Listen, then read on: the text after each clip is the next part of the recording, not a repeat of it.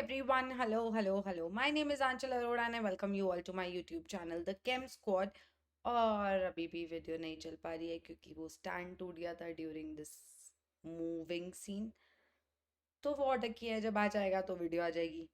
तब तक के लिए पढ़ाई कंटिन्यू करते हैं। गेम ये है कि हम लोगों ने रिलेटिव एटॉमिक मास से शुरू किया था, बेसिकली एटम की कहानी से शुरू किया था, और फिर उसके बाद हम लोग पहुंचते मोल, परसेंटेज कॉम्पोजिशन और एम्पेरिकल मॉलिक्यूलर फॉर्मूला कर चुके हैं, है ना।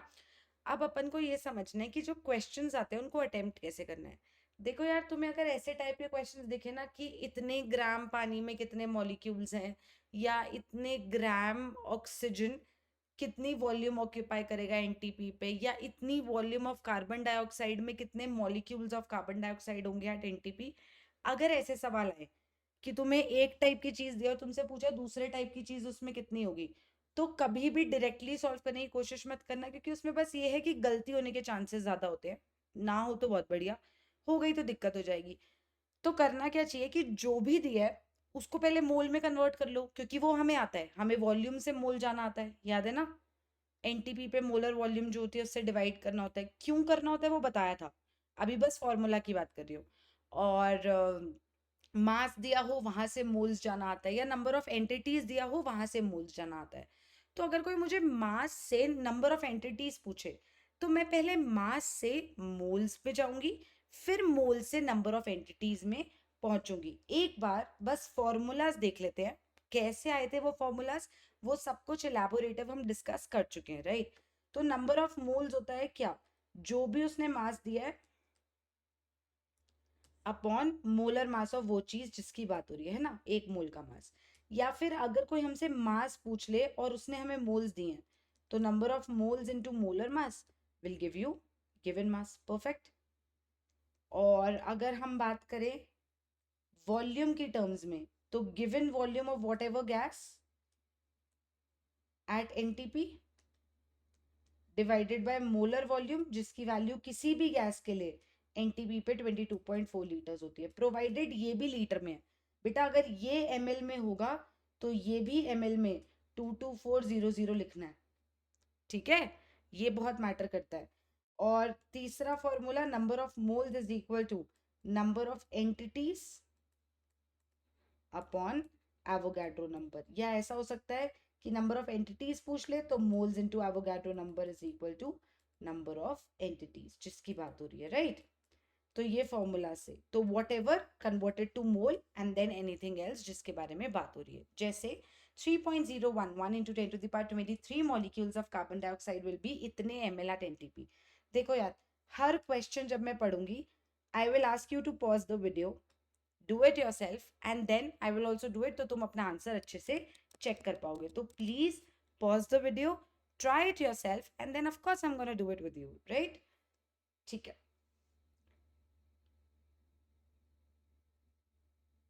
Okay, starting now.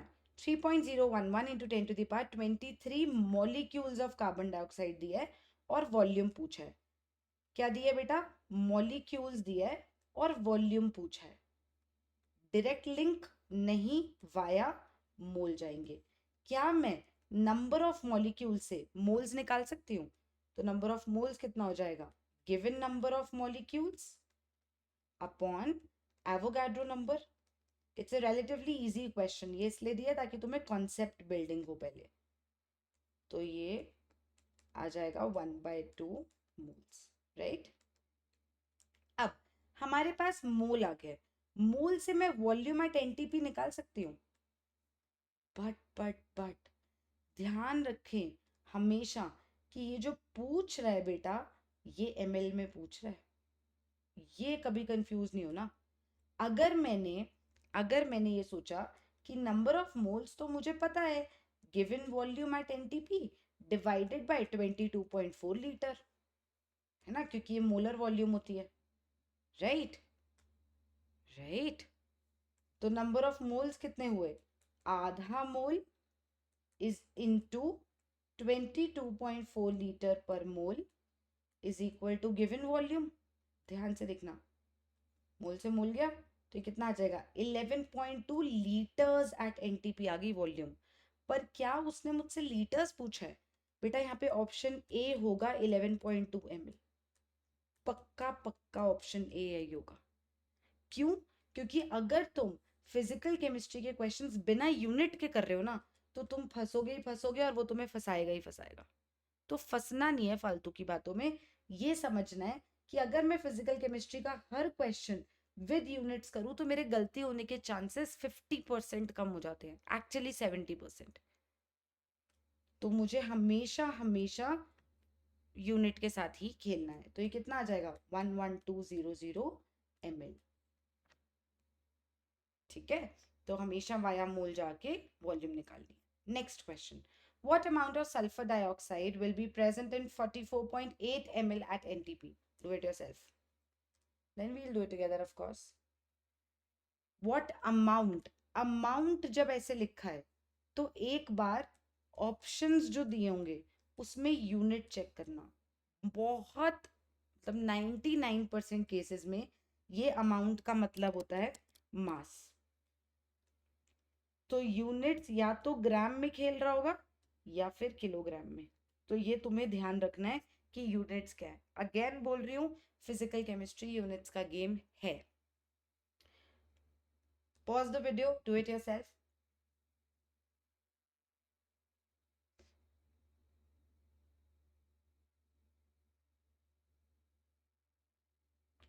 What amount of sulfur dioxide will be present in 44.8 ml at NTP? हमें क्या दिया है? वॉल्यूम दिया है गैस का at NTP, और हमें बोला है काम कर वहां से मास निकाल दे। कितनी मास ऑफ गैस का इतना वॉल्यूम होगा। डायरेक्ट नहीं जाना है, वाया मोल्स जाना है। चांसेस ऑफ गलती बहुत कम हो जाते हैं।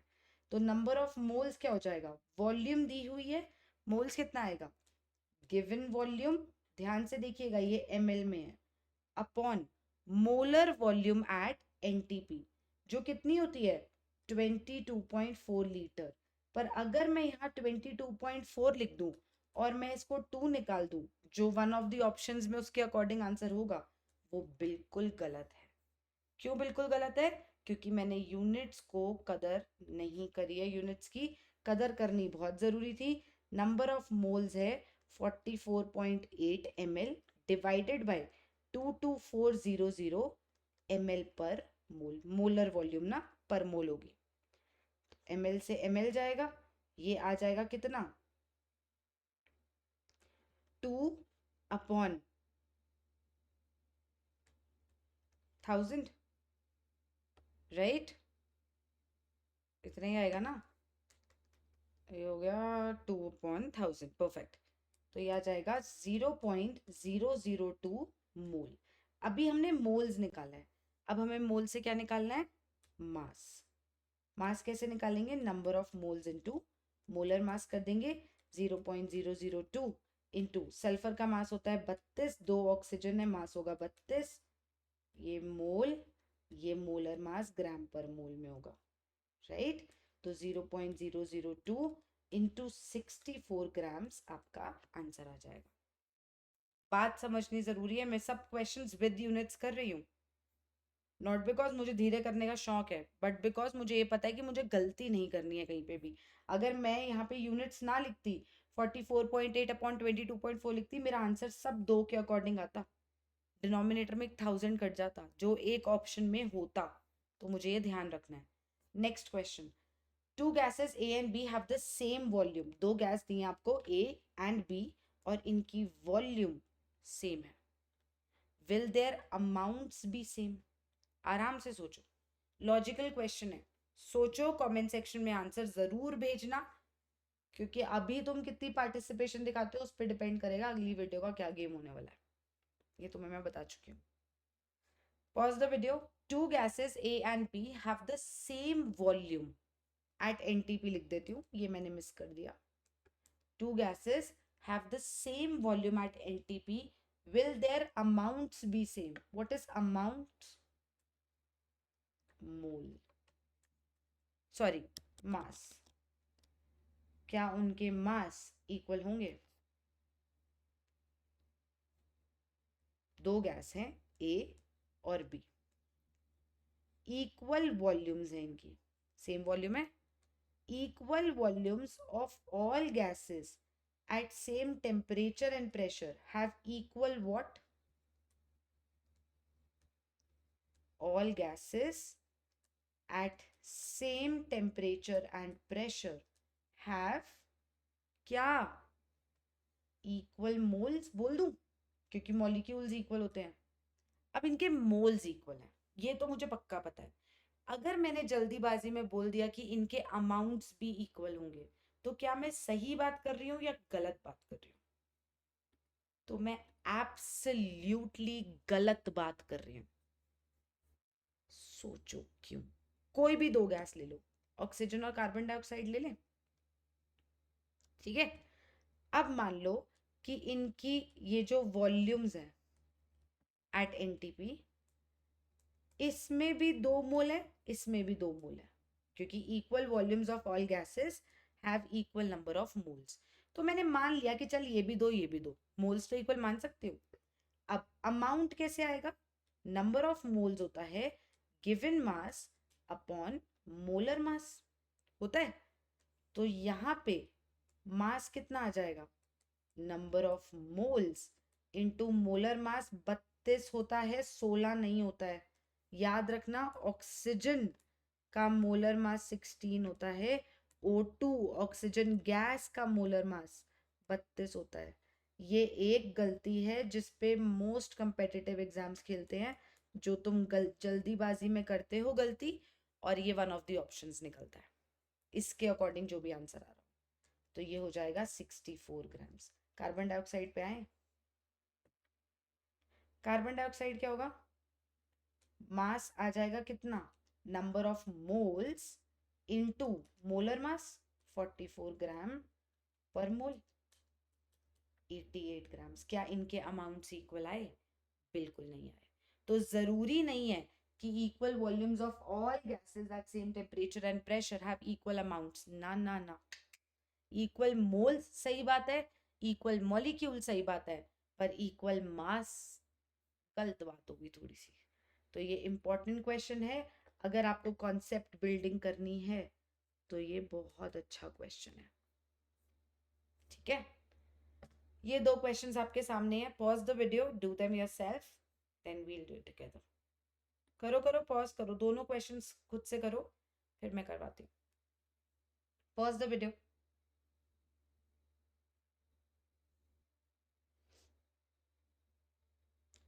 Okay, which amongst the following has होना चाहिए, सॉरी सॉरी, इंग्लिश में आज सही है यार, मेरा गलती होगी लिखते हुए।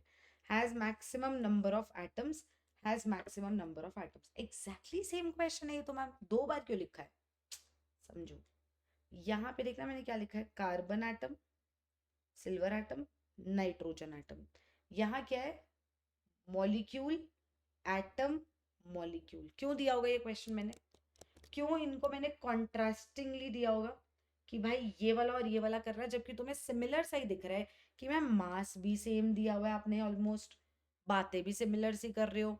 क्या लॉजिक है अभी ये क्वेश्चन करने का, सोचो। यहाँ पे सब एटम्स की बात हो रही है, यहाँ पे मिक्स चीजें हैं, मॉलिक्यूल्स भी हैं एटम्स भी हैं, पर मैक्सिमम नंबर ऑफ एटम्स पूछा है। यहाँ पे गलती होने के चांसेस हैं। क्या? अभी समझाती हूँ, पहले फर्स्ट क्वेश्चन देखते हैं। 48 ग्राम्स कार्बन है, 108 ग्राम्स सिल्वर है, और 28 ग्राम्स नाइट्रोजन है। मोल्स की बात करें, number of moles of carbon कितना हो जाएगा? Given mass upon molar mass,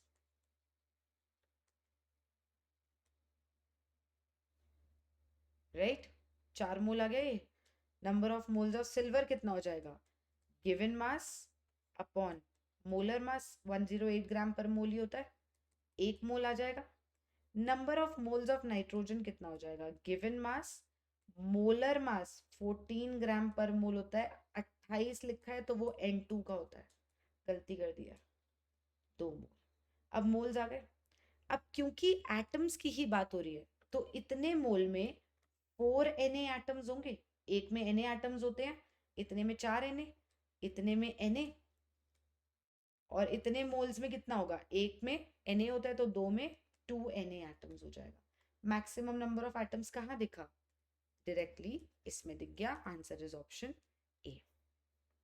I hope यहां तक कोई डाउट नहीं है। नेक्स्ट बात करते हैं। अब नेक्स्ट लिखा हुआ है 44 grams carbon dioxide, 108 gram silver and 28 grams N2 है, N नहीं है। नंबर ऑफ मोल्स निकालू मैं। Given mass of carbon dioxide divided by molar mass of carbon dioxide, 1 मोल आ जाएगा। Given mass of silver divided by molar mass of silver, 1 मोल आ जाएगा।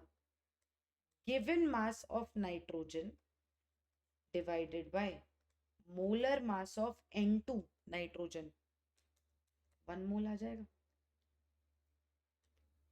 ठीक है। अगर आपने तीनों केसेस में Na निकालते ही बोला इक्वल नंबर ऑफ एटम्स है और आपने आंसर डी कर दिया, तो मैं आपको बता दूं आपका आंसर बिल्कुल गलत है। हो क्यों? Na ही तो आ रहा है, यही तो गड़बड़ है।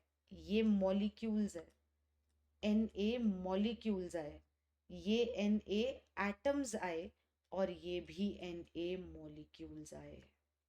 ओ भाई साहब, ये क्या हो गया? ये हो गया कॉन्सेप्ट जो पढ़ाया था और तुम भूल गए, और नहीं भूलना था। इसके एक मॉलिक्यूल में 3 एटम्स, तो 3 Na एटम्स, ये तो एटम की बात हो रही है। इसके एक मॉलिक्यूल में 2 एटम्स, तो Na मॉलिक्यूल्स में 2 Na एटम्स। क्या ये सब इक्वल है? इसमें 3 Na एटम्स हैं, इसमें Na एटम्स हैं और इसमें 2 Na एटम्स हैं, तो मैक्सिमम किस में होगा? Option A is the answer. अबे गलतियां ना करो ये सीखी हुई चीजों में। चमका? दिक्कत तकलीफ दुख परेशानी है तो कमेंट सेक्शन में बता देना, फिर से पढ़ा दिया जाएगा। ठीक है। तुम्हारा एक ही काम है, वो है वीडियो को शेयर करना, लोगों को बताना कि भाई पढ़ लो यार, कोई मेहनत कर रहा है। नहीं बता रहे, कैसे मोटिवेट हूं मैं, कैसे? देखो तुम्हें तो मैं इतने सही सही क्वेश्चंस करा दे रही हूँ, मेरा क्या होगा बताओ? मेरे लिए तो कोई मोटिवेशन नहीं है यार। मैं तो फालतू की वीडियोस भी नहीं बना रही यार। मेरे से नहीं पढ़ोगे तो ये हो जाएगा वो हो जाएगा, कुछ नहीं होगा यार, सबका सब बढ़िया ही होता है। कॉन्सेप्ट बिल्डिंग क्वेश्चंस हो रहे हैं, ध्यान से पढ़ लो, चीजें चमक रही हैं तो बता दो, लोगों के साथ शेयर कर दो। प्लीज सब्सक्राइब नहीं किया तो सब्सक्राइब कर दो, कर दिया तो करवा दो औरों से यार। थक गई मैं कम नंबर्स देख देख के। Gas Y molar mass 64 gram per mole. ठीक है, किसी गैस वाई का मोलर मास दिया है। From 160 grams of gas Y इतने atoms are removed, the volume of Y left at NTP is, this is actually do it yourself problem. इसका answer मैं आपको कमेंट सेक्शन में बताऊंगी। पहले आप मुझे आंसर बताओगे, फिर मैं आपको आंसर बताऊंगी। सब्सक्राइब कर लो यार, अच्छा लगता है यार, इतनी बड़ी बड़ी वीडियोस बनाओ कोई व्यूज ही ना हो। लाइक कर दिया करो वीडियो को, लोगों को बता दो, शर्म कर लो थोड़ी सी। इसके आंसर कमेंट सेक्शन में मिलेंगे, ध्यान से सोचना। ये दिया है, ये दिया है और ये पूछा है, इससे बड़ा कोरिलेशन क्वेश्चन नहीं हो सकता है। करो आंसर, कमेंट सेक्शन में बताओ। Next question. An organic compound contains carbon hydrogen and oxygen, 3 elements हैं। Its elemental analysis gave carbon इतना, हाइड्रोजन इतना। The empirical formula of the compound would be. Empirical formula पूछा है तुमसे, स्टेप्स याद है? स्टेप 1 क्या है भाई? डब्बा बनाने का। स्टेप 1 हमेशा वही रहेगा कि डब्बा बनाओ जिसमें कितने कॉलम हो? 4 कॉलम हो। सबसे पहला कॉलम क्या होगा? एलिमेंट्स कौन कौन से हैं, कार्बन हाइड्रोजन ऑक्सीजन। उसने बोला है, मैं दिल से नहीं लिख रही। मास लिखना उसके बाद ग्राम्स में, फिर मोल्स और फिर सिंपलेस्ट रेशियो, और यही सिंपलेस्ट रेशियो एम्पिरिकल फॉर्मूला देता है। तो मास कैसे आएगा? परसेंटेज कॉम्पोजिशन से कि अगर मैं 100 ग्राम कंपाउंड मानूं तो उसमें 38.71 ग्राम्स कार्बन है, 9.67 ग्राम्स हाइड्रोजन है, तो ऑक्सीजन कितना हुआ मुझे कैसे पता चलेगा? मुझे तो ऑक्सीजन का परसेंटेज ही नहीं दिया। हो, गिवन मास कैसे आएगा? सोचो कैसे आएगा? अगर मेरे पास 100 ग्राम कंपाउंड है जिसमें से 38.71 ग्राम्स कार्बन है और 9.67 ग्राम्स हाइड्रोजन है, तो बचा हुआ ऑक्सीजन होगा ना 51.62 ग्राम्स ऑक्सीजन हो जाएगा। तो ये कितना था? 38.71, 9.67, 51.62 मोल्स आ जाएंगे। Given mass of carbon divided by उसका मोलर मास, ये आ जाएंगे 3.2258 के आसपास। और हाइड्रोजन का given mass upon molar mass 1 ही लेना है तो 9.67, 51.62 डिवाइडेड बाय 16 करोगे तो इसके मोल्स भी आ जाएंगे। अब क्या करना है? ये 6 आएगा शायद, तो ये ऑलमोस्ट इक्वल ही है। जो छोटा नंबर है उससे सबको डिवाइड कर दो, ये 1, ये 1, और 9.67 डिवाइडेड बाय 3.228 होता है ऑलमोस्ट 3, तो CH3O। एक बार देख लेती हूँ मैं, 9.67 डिवाइडेड बाय 3.226, हमारा इम्पेरिकल फॉर्मूला आ जाएगा। ठीक है, next question, which has the maximum number of molecules? सवाल आपके सामने है, मैक्सिमम नंबर ऑफ मॉलिक्यूल्स पूछा है। Pause the video, do it yourself, then we'll do it together. Simple सा लॉजिक है, तुम करोगे फिर हम साथ में करेंगे क्वेश्चन को। चलो कर लो फिर। Which has the maximum number of molecules, सीधा मॉलिक्यूल्स पे जंप ना करना, नंबर ऑफ मोल्स से मॉलिक्यूल्स तक जाना। इंटरेस्टिंग बात यह है कि सिर्फ और सिर्फ पानी की बात हुई है। अपने को क्या है, अपने को पानी निकालने का है, पानी की बात है बस। अगर आपने ऑप्शन ए में अपना दिमाग लगा के इसको डिवाइडेड बाय 22.4 लीटर पर मोल करके नंबर ऑफ मोल्स निकाले हैं तो मार खाने वाली हरकत करी है। क्यों? क्योंकि वाटर है मेरे बच्चे, वाटर वेपर थोड़ी है, गैस की बात होती है ना। Molar volume of gas is 22.4 litre. यही तो पिछली वीडियो में बात करी थी, पानी की बात थोड़ी है ये। तो पानी के मोल्स कैसे निकालेंगे? वही 0.00224 लीटर है, ml में कन्वर्ट कर सकते हो यार। एक वीडियो में ये भी समझाया है यार, पूरा 1000 से मल्टीप्लाई करके, तो ये आ जाएगा 2.24 ml, है ना। अपने को पता है 1 ग्राम पर ml डेंसिटी होती है, मतलब 1 ml का मास 1 ग्राम होता है। तो 2.24 ml का मास कितना हो जाएगा? 2.24 ग्राम्स। अब नंबर ऑफ मोल्स आ जाएंगे given mass upon molar mass, यहां से आएंगे नंबर ऑफ मोल्स। निकाल लोगे? अब तो कोई दिक्कत नहीं होगी, पक्का पक्का। यहाँ से इसके मोल्स आ जाएंगे, मोल से सीधा मॉलिक्यूल्स, Na से मल्टीप्लाई कर देना। 18 मोल ही दिया है, 18 ग्राम में कितने मोल होंगे? 1 मोल। और यहाँ पे ग्राम मॉलिक्यूल दिया है, मतलब मोल ही दिया है 0.2, तो ये 0.2 मोल आ गया, ये 1 मोल आ गया, ये 18 मोल आ गया, और ये तो बहुत ही कम मोल होगा। आंसर यही होगा, निकाल के देख लेना। नेक्स्ट क्वेश्चन, 1% की भी दिक्कत तकलीफ दुख परेशानी है तो कमेंट सेक्शन में बताना, दिक्कत तकलीफ दुख परेशानी अगर है तो। और अगर सब चमक रहा है तो भी कमेंट सेक्शन में बताना। नेक्स्ट क्वेश्चन, मैंने बोला था इंपेरिकल फॉर्मूला के डिफरेंट टाइप्स ऑफ क्वेश्चंस कराऊंगी, परसेंटेज कॉम्पोजिशन के डिफरेंट टाइप्स ऑफ क्वेश्चंस कराऊंगी। ये परसेंटेज कॉम्पोजिशन का एक बहुत अच्छा क्वेश्चन है जो अगेन मिनिमम मॉलिक्यूलर वेट के ऊपर है। करो भैया खुद से, फिर साथ में करते हैं। Percentage of selenium in peroxidase anhydrase enzyme, कोई एंजाइम है, is 0.5% by weight. The minimum molecular weight of peroxidase anhydrous enzyme is, इसका मतलब क्या था यार मिनिमम का? याद है कुछ? सोडियम वाला एक क्वेश्चन किया था हमने। इसका मतलब ये है कि एक ही सेलेनियम मानना है। परसेंटेज कॉम्पोजिशन होता है उस चीज का मास, उसका mass upon molecular mass of the entire thing into 100। Percentage composition है ये, सेलेनियम का मास, एक ही सेलेनियम लेना है, divided by molecular mass into 100। Molecular mass यहाँ से आ जाएगा। इजी क्वेश्चन, कोई दिक्कत तकलीफ दुख परेशानी तो नहीं होनी चाहिए इसमें।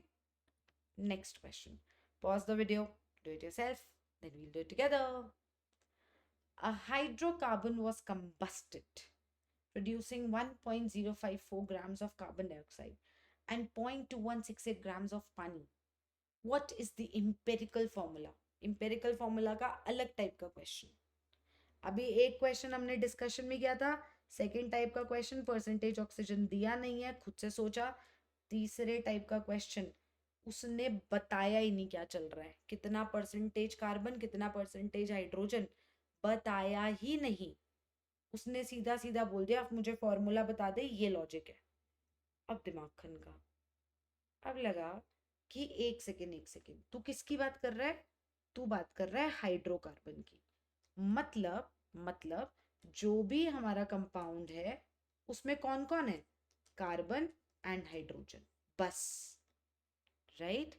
उसका कंबशन करा, उस हाइड्रोकार्बन का कंबशन करा तो 1.054 ग्राम्स कार्बन डाइऑक्साइड मिला और 0.2168 ग्राम्स पानी मिला।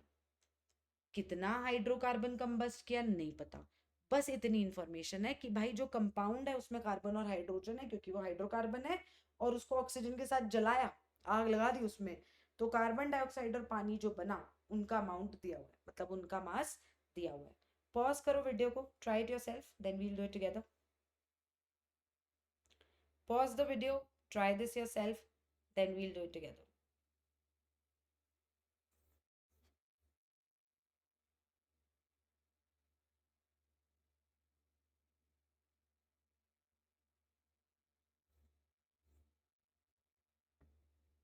ठीक है जी, सुनो।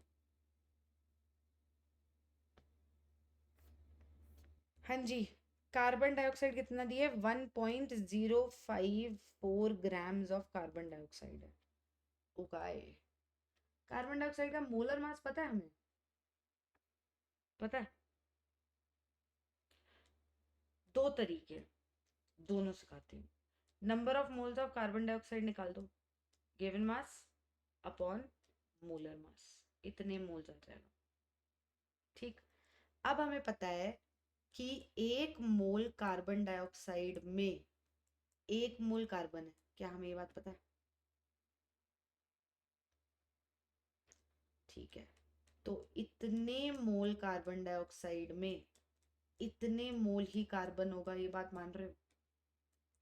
कार्बन के मोल आ गए। मास ऑफ कार्बन कितना होगा फिर? Moles of carbon into molar mass, इतना मास ऑफ कार्बन आ गया।